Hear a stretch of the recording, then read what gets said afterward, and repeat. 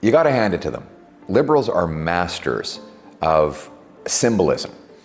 See, in the recent election, to convince people that they were no longer the party of reckless spenders, they abruptly replaced a leader who looked like a reckless teenage trust fund baby with a stern-looking banker. The jet black, carefully groomed hair replaced the uncombed surfer dude hairstyle.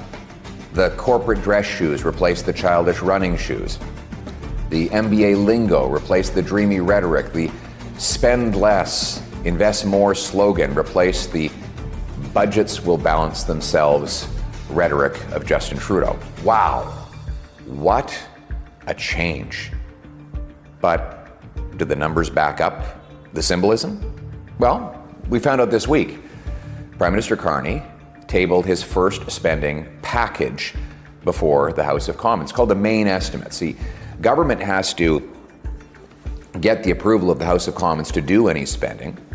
So they put forward this package, and it will stack up against the previous Trudeau spending. And to be fair, Mr. Carney's spending is not as bad as Trudeau's. It's worse to start with. We know that he inherited a morbidly obese Liberal government, and he promised to, quote, spend less, but his first spending bill will increase costs by 8% more than Trudeau did in his last year in office. Let's get this straight. Justin Trudeau doubled our national debt and nearly doubled the cost of government.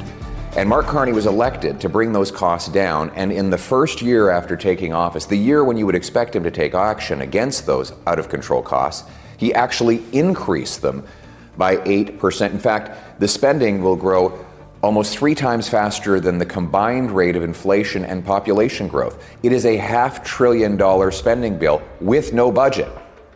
Single moms, seniors, and small businesses must budget before they spend. How come this supposedly brilliant banker cannot do the same, especially after he went around the country claiming to be the man with the plan? And no, this new spending is not, quote, investment, as he likes to say. Consultants, for example, get a record-smashing $26 billion, up 36% in just 1 year.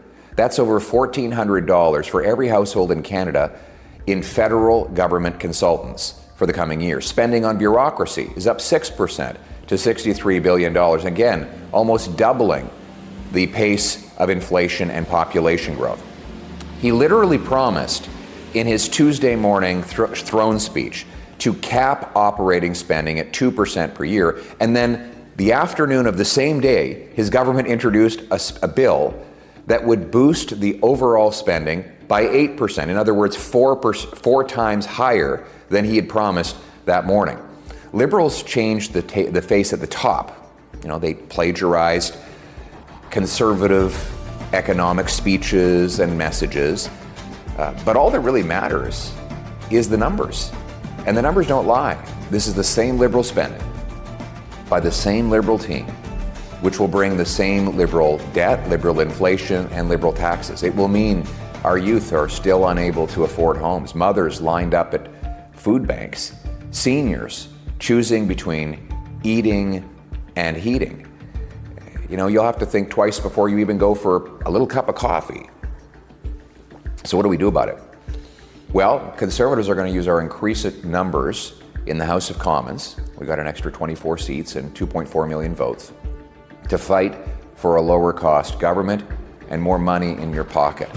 We want cuts to bureaucracy, consultants, corporate welfare, foreign aid, and other wasteful spending to bring down debt, taxes, and inflation. We'll put hard caps on government spending. Instead of printing money, we'll empower Canadians to produce more of the stuff money buys: energy, homes, food, and more.